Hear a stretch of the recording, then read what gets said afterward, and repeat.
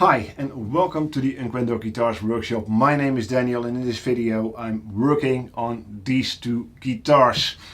Yeah, it's been a very busy week for me. I've been carving guitar bodies, drilling holes, making control cover plates and finally got to glue in these two necks. So I've made a video filled with all kinds of tips and tricks for you guys. So yeah, let's take a look at what I've done here in the workshop last week.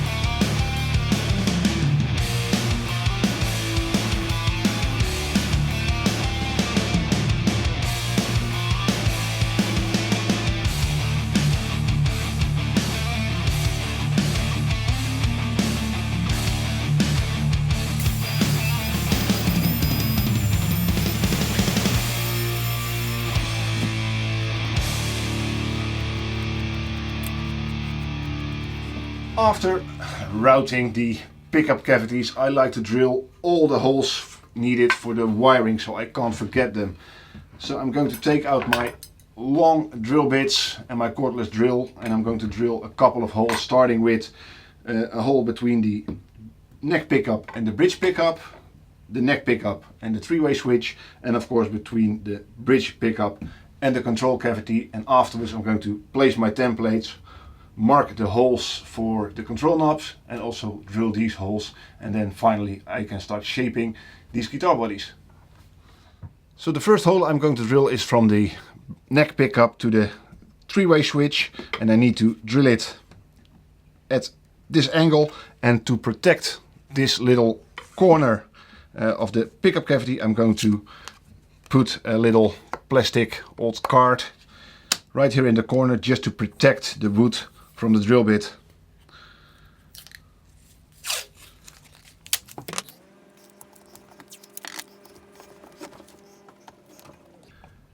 And now start drilling.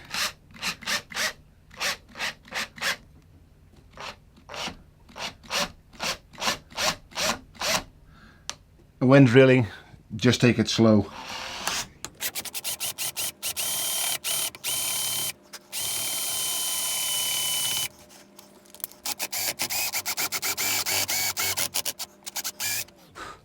And you can see how much the drill bit is eating away from the card.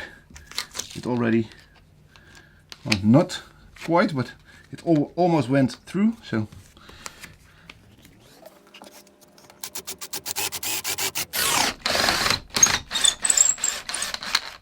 and hopefully I ended up in the cavity and not all the way through the back of the body.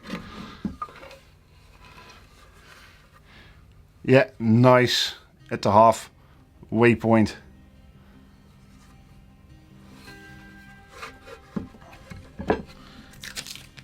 And no damage done to the corner.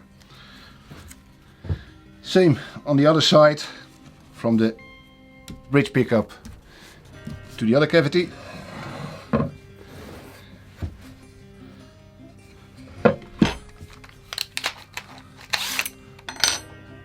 But I need a bigger drill bit, larger diameter.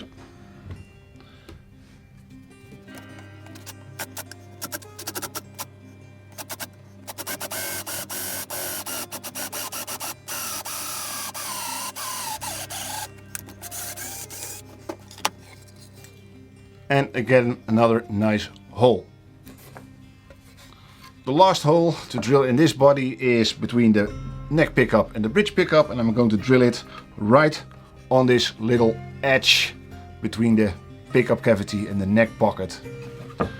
But I have to switch this around. And I like to drill it just off center, from my perspective on my left.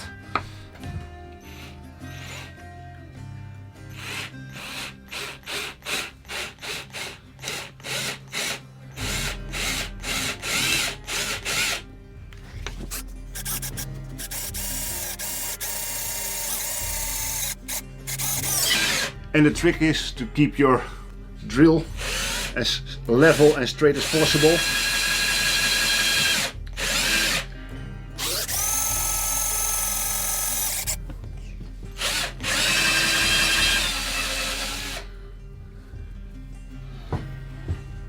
Perfect. Oh, bit of tear out, that's too bad. But I really like it when the wires are in the bottom of the bridge pickup. So this is perfect. Next step is to drill the holes for the control knobs.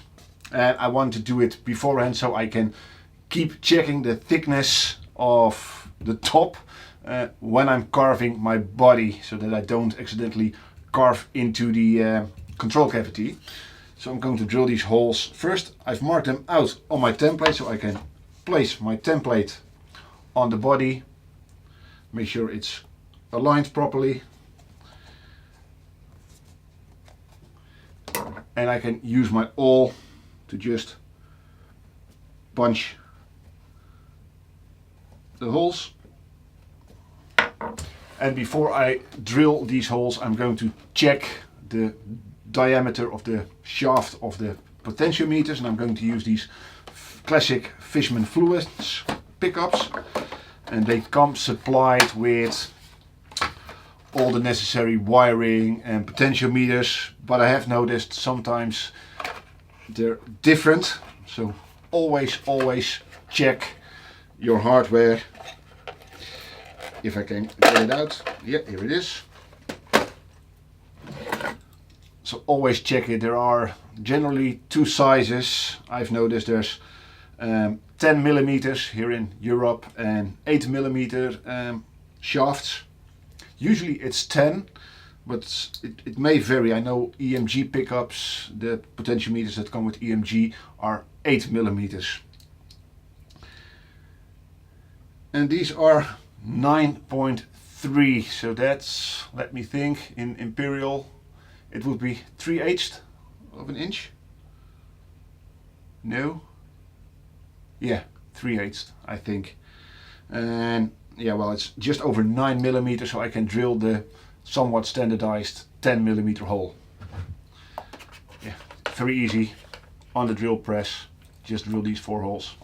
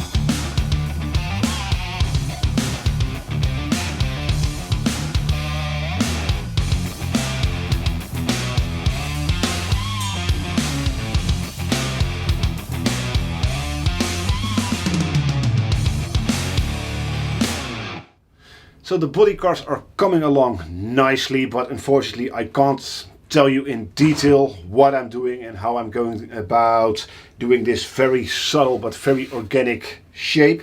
But I can give you a couple of pointers and some tips and tricks maybe of what I'm looking at and what I'm looking for when I'm carving a body using a couple of files and rasps. So before I start carving, I draw in a line on the body, or 2 lines exactly on each side of these pickup cavities and around the bridge to keep this area flat. So my pickup rings will be nice and flat, and also my bridge will still be nice and flat on the body. And then I draw in a line to indicate the depth to which I want to carve, and that line goes all the way around the body. Next step, of course, is take a rasp. You can use Shinto rasps, Iwasaki carving files, and yeah, very small, very fine rasps and sandpaper, whatever you can get your hands on will do. And in these time lapses you see me switch between the couple of files I have, and that's not because one cuts faster or is coarser than the other, but that's to change up the scratch pattern. I hope this shows up on camera, but you can see all these scratches made by the rasps. And what I'm doing is I'm first rasping and carving in one direction, and it gives me a scratch pattern a certain way, and I keep feeling for the sudden transitions. I want my carve to be as smooth as possible without any noticeable transitions. And once I've done all my scratches in one direction, I go against that direction to change up to the scratch pattern, and this lets me see what's going on in the carve or in the curves of this body, and it shows deep spots, high spots, and yeah, that's why I not only change direction but sometimes also change the type of file I'm using. For example, this Iwasaki carving file makes a very smooth finish, so it resets all the scratches I've made and I can really feel what's happening in the carve. So yeah, that's basically it. I'm using scratches mostly to indicate where I need to carve some more or what the curvature is doing on this guitar. Yeah, making just a chamfer, so a bevel edge, is much easier. You want it to be as straight as possible, but making an organic flowing curve like this takes a bit of practice and a keen eye.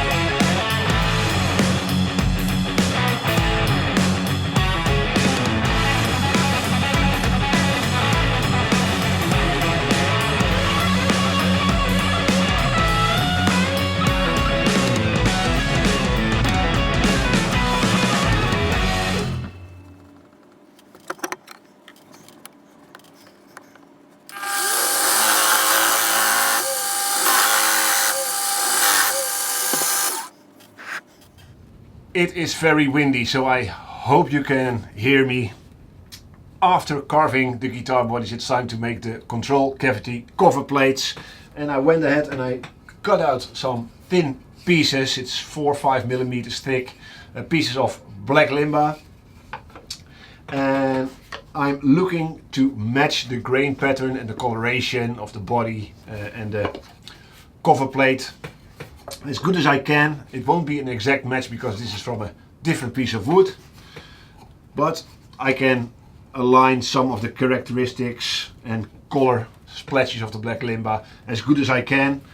Take some measurements from the guitar body, transfer them to the small piece of black limba so that I can align my template, and then use the bandsaw and router table to get the shape, and then use my little spindle sander thicknessing trick to get the cover plates to thickness. So yeah, let me spend a while matching the grain as good as I can, and I see you in a moment.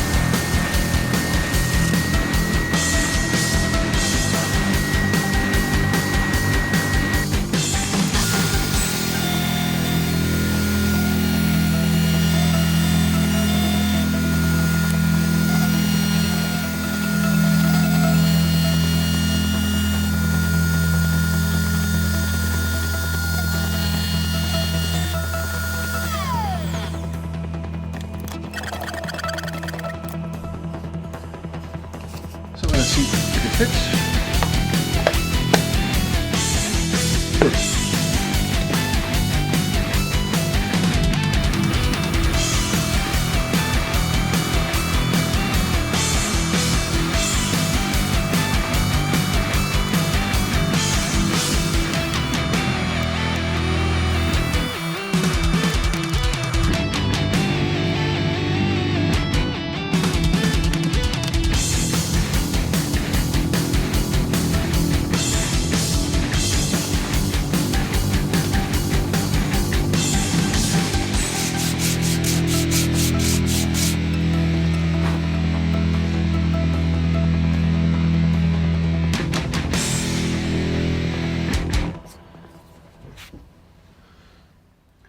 There's one job when making cover plates for my control cavities I find very tricky to do, and that's drilling the holes along the edges to mount the control cover plate to the guitar body.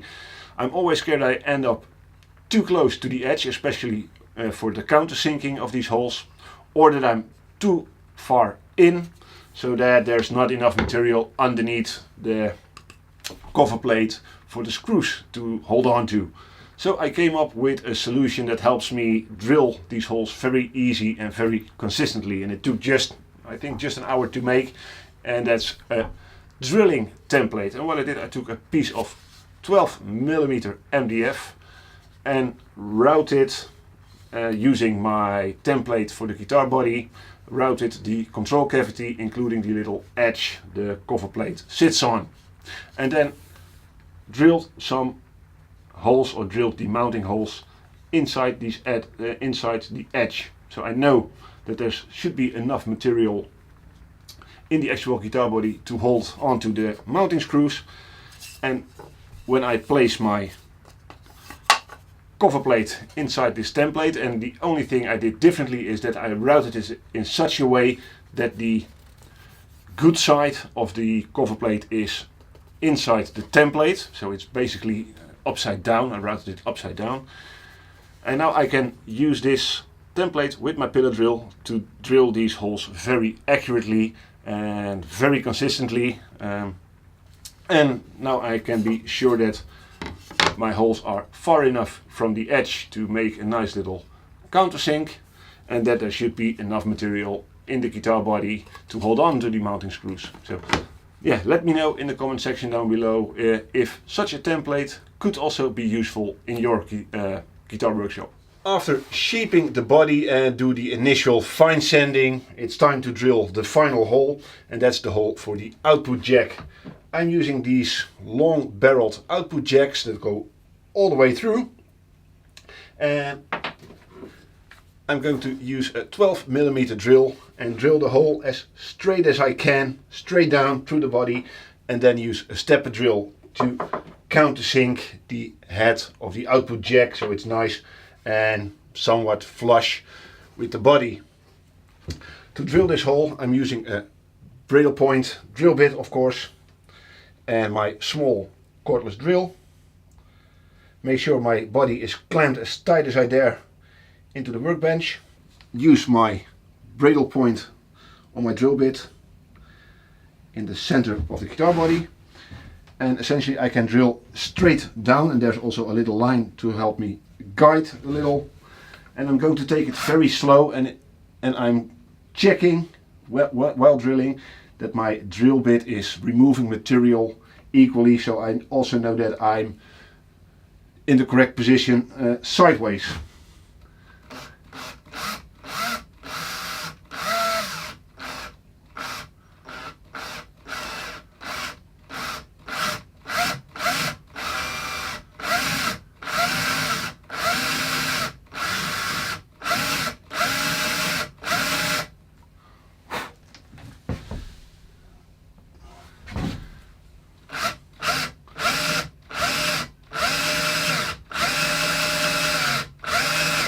And just try to keep everything as stable as you can.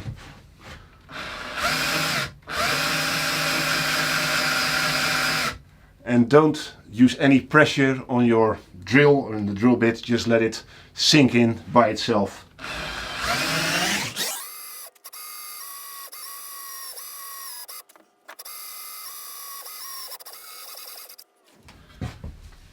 There we are, nicely centered.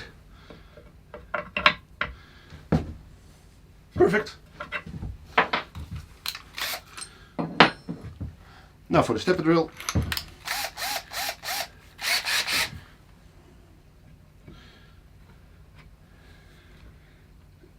And make sure to use a stepper drill that has also a 12mm step, so the same step, the same size in the step as your initial hole, so it centers itself. And very gently drill to the required diameter.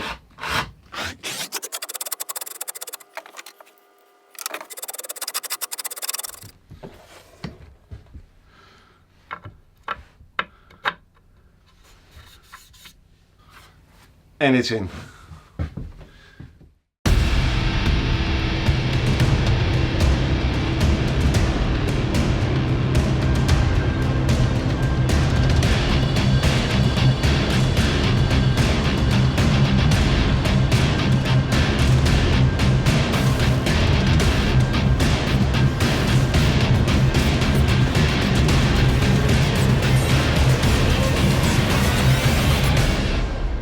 With the bodies all done, there's only one thing left to do to turn these 4 pieces of wood into 2 guitars, and that's glue in the neck. But before I can actually go on and glue in the neck, I still need to remove a little section of the heel where the neck pickup is going to sit.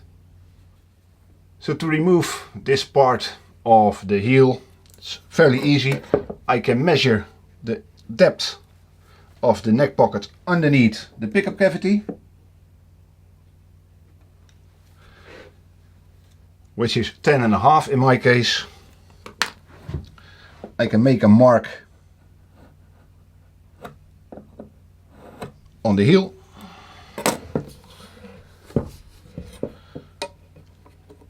Trace it, of course, with a pencil.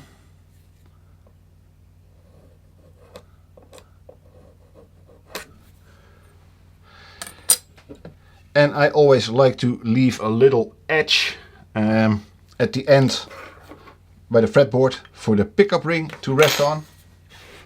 Also quite easy.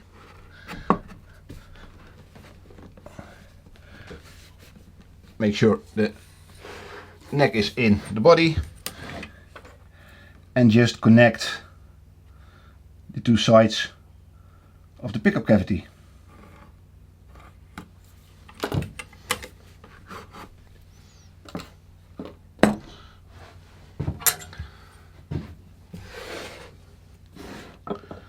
Take a square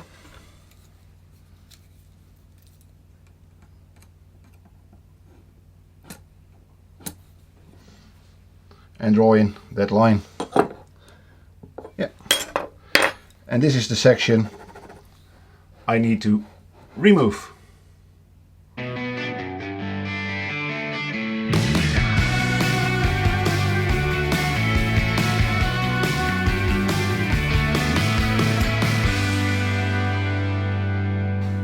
With the heel of the neck prepared, it's now finally time to glue in the neck and to make this into a guitar, essentially. I've got everything ready. I've got my glue, my brush, a big old clamp, and there's some additional clamps standby on the workbench. And I've got a block of wood I can use to put in the pickup cavity and to help my clamp press down the far end of the heel. And of course my body is resting on a template once again, just to protect it from the big clamp.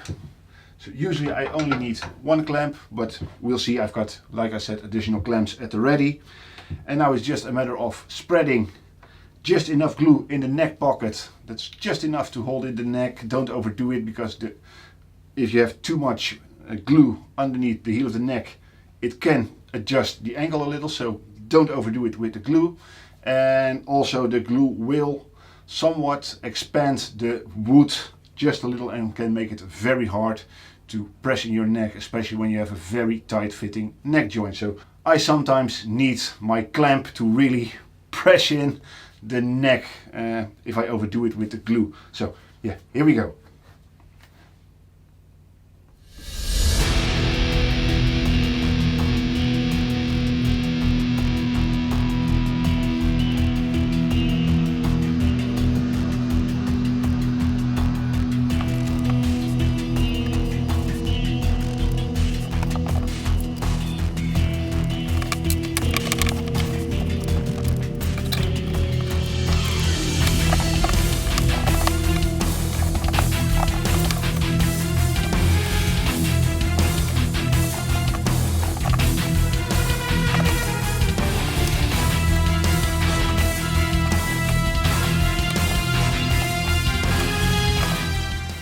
So, and sometimes, like you saw, it can be a struggle with a very tight fit to get your neck in once the glue is applied.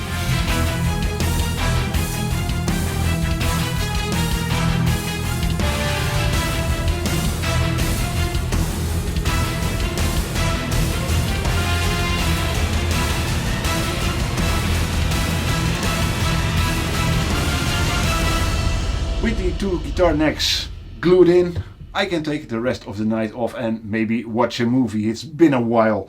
I always leave my necks to cure or to dry overnight, and usually it's while I sleep, but it's still early, so I can take the rest of the night off, and I'll see you tomorrow. It's the next day and the necks are in, and at this point I couldn't be more happy. Off camera I removed the clamps and I couldn't resist to check the neck alignment and the eventual string height, and yeah, everything seems to have worked out perfectly for me, so I'm really pleased. Next step, of course, is to do the comfort carve at the back of the guitar body to blend in the edge of the body with the heel of the neck, and of course start fine sanding the entire guitar and put on some hard wax oil and microcrystalline wax, but unfortunately that will be in next week's episode. Yeah, I hope you liked this video, and as always, if you like to support me, yeah, hit that like button, and if you have any questions, any comments, any suggestions, let me know in the comment section down below and I'll try to answer them as soon as I can. If you're new to my channel and yeah, you like to support me and you like what you've seen, please consider subscribing and hitting that notification bell so you don't have to miss out on any of my future uploads, so you get notified when I upload something new.